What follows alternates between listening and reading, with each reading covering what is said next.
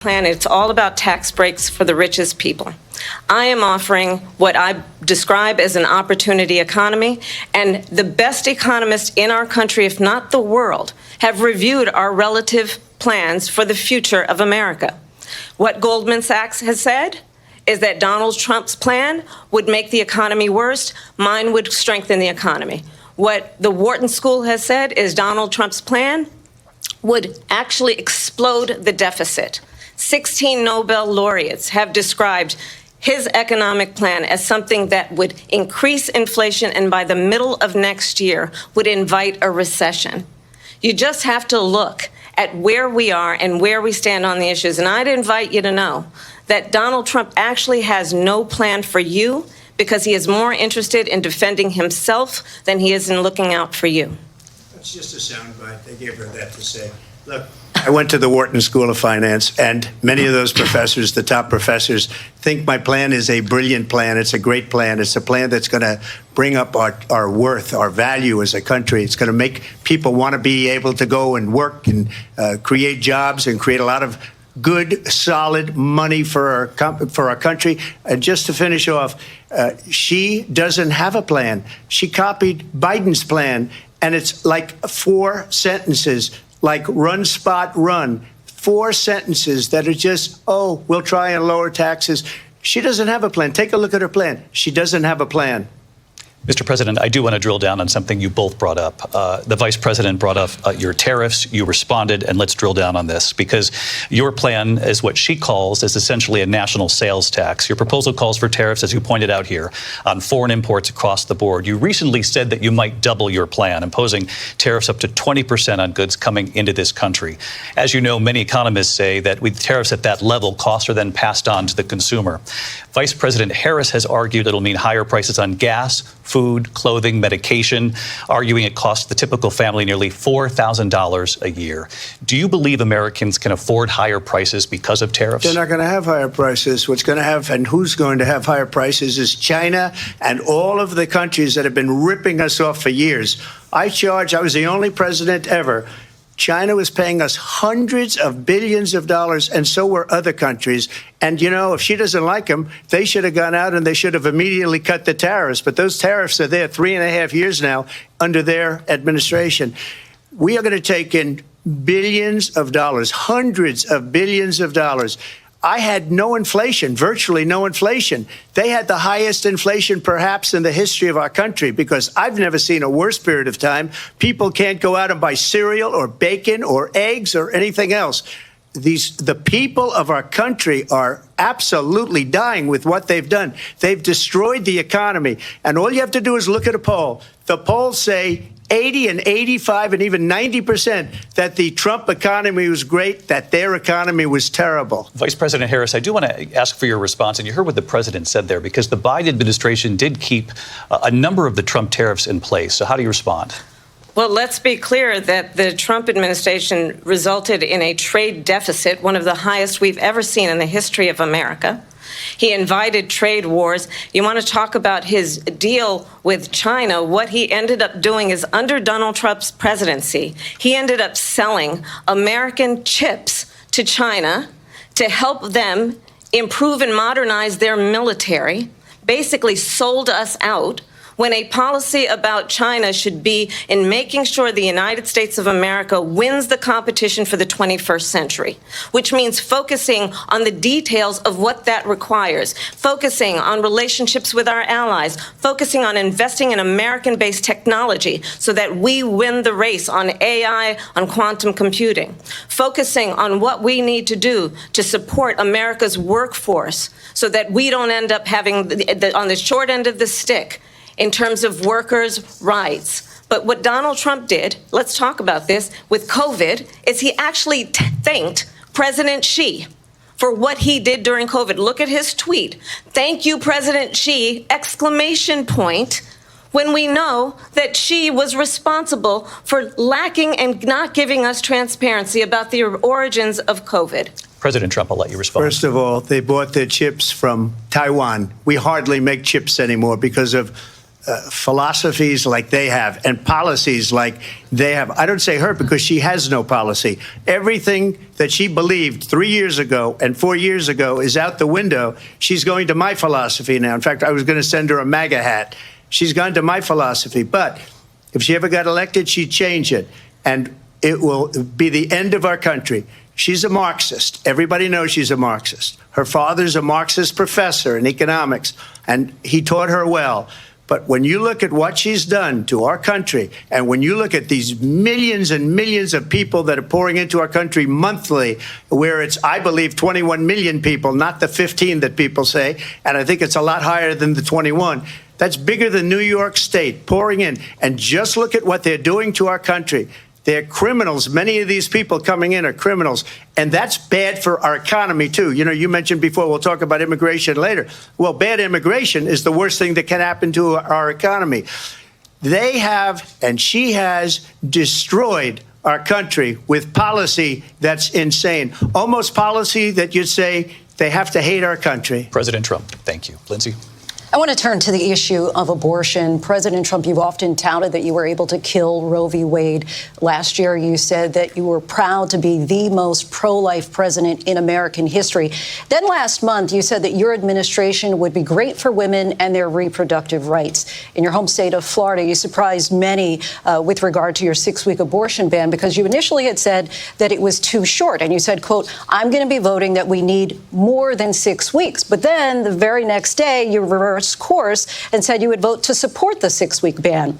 Vice President Harris says that women shouldn't trust you on the issue of abortion because you've changed your position so many times. Therefore, why should they trust you? Well, the reason I'm doing that vote is because the plan is, as you know, the vote is, they have abortion in the 9th month. They even have, and you can look at the governor of West Virginia, the previous governor of West Virginia, not the current governor, who's doing an excellent job, but the governor before, he said the baby will be born and we will decide what to do with the baby. In other words, we'll execute the baby. And that's why I did that, because that predominates, because they're radical. The Democrats are radical in that. And her vice presidential pick, which I think was a horrible pick, by the way, for our country, because he is really out of it. But her vice presidential pick says abortion in the 9th month is absolutely fine. He also says execution after birth. It's execution, no longer abortion, because the baby is born, is okay. And that's not okay with me, hence the vote. But what I did is something for 52 years. They've been trying to get Roe v. Wade into the states. And through the genius and heart and strength of 6 Supreme Court justices, we were able to do that. Now, I believe in the exceptions for rape, incest, and life of the mother. I believe strongly in it. Ronald Reagan did also. 85% of Republicans do. Exceptions. Very important. But we were able to get it, and now states are voting on it. And for the first time, you're going to see, look, this is an issue that's torn our country apart for 52 years. Every legal scholar, every Democrat, every Republican, liberal, conservative, they all wanted this issue to be brought back to the states where the people could vote. And that's what happened. Now, Ohio, the vote was somewhat liberal. Kansas, the vote was somewhat liberal, much more liberal than people would have thought. But each individual state is voting. It's the vote of the people now. It's not tied up in the federal government. I did a great service in doing it. It took courage to do it. And the Supreme Court had great courage in doing it. And I give tremendous credit to those 6 justices. There is no state in this country where it is legal to kill a baby after it's born. Madam Vice President, I want to get your response to President Trump. Well, as I said, you're going to hear a bunch of lies, and that's not actually a surprising fact. Let's understand how we got here. Donald Trump hand-selected 3 members of the United States Supreme Court with the intention that they would undo the protections of Roe v. Wade. And they did exactly as he intended. And now in over 20 states, there are Trump abortion bans, which make it criminal for a doctor or nurse to provide health care. In one state, it provides prison for life. Trump abortion bans that make no exception even for rape and incest, which understand what that means. A survivor of a crime, a violation to their body, does not have the right to make a decision about what happens to their body next. That is immoral. And one does not have to abandon their faith or deeply held beliefs to agree. The government, and Donald Trump certainly, should not be telling a woman what to do with her body. I have talked with women around our country. You want to talk about this is what people wanted? Pregnant women who want to carry a pregnancy to term, suffering from a miscarriage, being denied care in an emergency room because the healthcare providers are afraid they might go to jail, and she's bleeding out in a car in the parking lot. She didn't want that. Her husband didn't want that. A 12 or 13-year-old survivor of incest being forced to carry a pregnancy to term. They don't want that. And I pledge to you, when Congress passes a bill to put back in place the protections of Roe v. Wade, as President of the United States, I will proudly sign it into law. But understand, if Donald Trump were to be reelected, he will sign a national abortion ban. Understand, in his Project 2025, there would be a national abortion, a monitor that would be monitoring your pregnancies, your miscarriages. I think the American people believe that certain freedoms, in particular the freedom to make decisions about one's own body, should not be made by the government. Thank you, Vice President Harris. Well, there she goes again. It's a lie. I'm not signing a ban, and there's no reason to sign a ban, because we've gotten what everybody wanted. Democrats, Republicans, and everybody else, and every legal scholar wanted it to be brought back into the states, and the states are voting.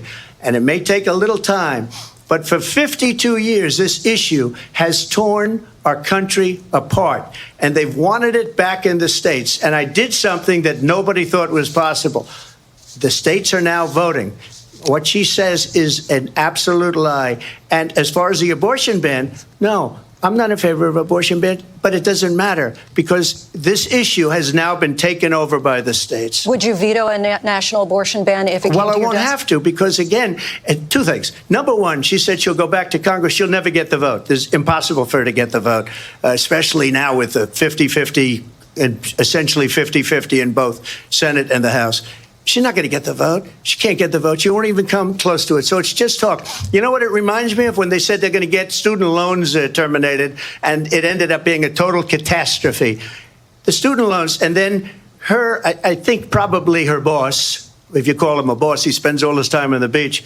But look, her boss went out and said, we'll do it again. We'll do it a different way. And he went out, got rejected again by the Supreme Court. So all these students got taunted with this whole thing about this whole idea, and how unfair that would have been. Part of the reason they lost to the millions and millions of people that had to pay off their student loans. They didn't get it for free, but they were saying it's the same way that they talked about that they talk about abortion. But if I could just get a yes or no, because your running mate, J.D. Vance, has said that you would veto it if it did come to your desk. Well, I didn't discuss it with J.D. In all fairness, J.D., and I don't mind if he has a certain view, but I think he was speaking for me, but I really didn't.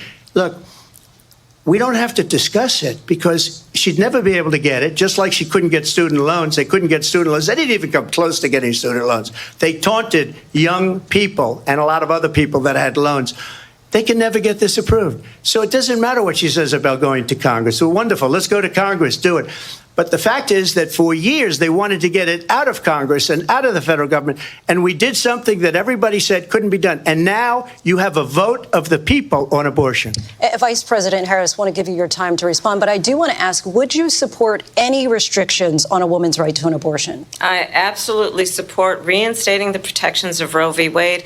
And as you rightly mentioned, nowhere in America is a woman carrying a pregnancy to term and asking for an abortion. That is not happening. It's insulting to the women of America. And understand what has been happening under Donald Trump's abortion bans.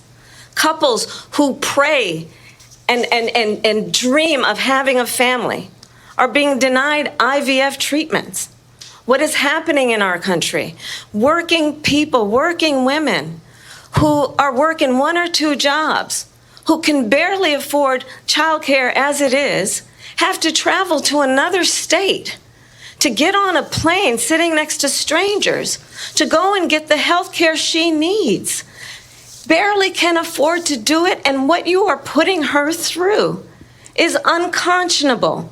And the people of America have not, the majority of Americans believe in a woman's right to make decisions about her own body, and that is why in every state where this issue has been on the ballot, in red and blue states both, the people of America have voted for freedom.